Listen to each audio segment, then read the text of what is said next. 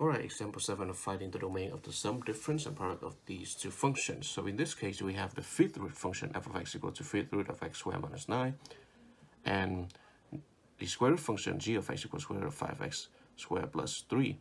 So every time when you have any odd root, remember that it is okay to have any negative number underneath the fifth root in addition to any positive numbers. So really the domain of the entire function f is going to be all real number.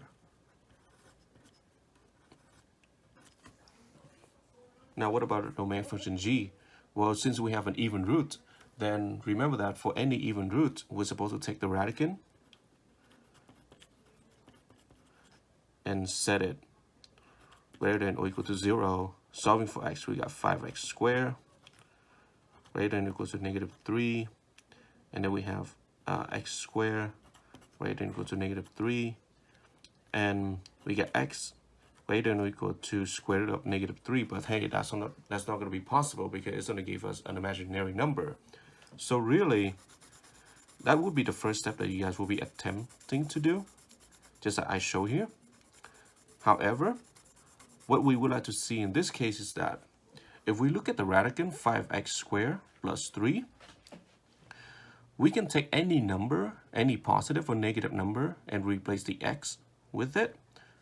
We're still going to get 5 multiply a positive number, and then positive number plus 3 is still going to be positive. And I'm also talking about 0 too, because for example, if 0 goes in here, we got 5 times 0 squared, which is going to be 0. 0 plus 3 is going to be positive 3.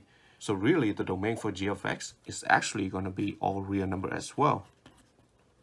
So sometimes it's good to take a look at the radicand first before you start to show the work. However, it is still okay to show the work first and then, go back and try to see what you've missed. But anyway, with these two domains found, what about the sum and the product and the difference? Well, for the sum, it's pretty straightforward. You got fifth root of 2x squared minus 9 and then plus square root of 5x squared plus 3. And we cannot combine them anyway, so we leave it alone. Same thing for the difference.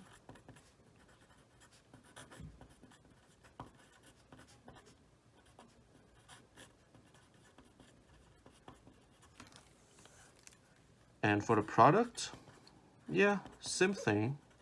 Fifth root of this whole thing multiply square root of this whole other thing. And we are supposed to leave it alone right here because, we have a fifth root multiplying the square root. So since they have different exponential powers, we cannot combine the radicands under one common root. So we have to leave it alone. Now, what about the domain of the sum, difference, and products here? Let's go back to the sum first. Well, for the sum, if we take a look at the fifth root and the square roots, we know that the fifth root here doesn't have any restriction because its domain is already all real numbers from negative infinity to positive infinity. So no restriction for this fifth root. For the square root function, same thing, no restriction. So really the domain of this, the domain of f plus g, is going to be all of the x values that both f and g domains have in common, which is all real number. What about the difference? Same thing can be said for the difference.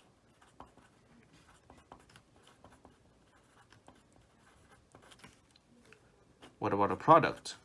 Same thing for the product.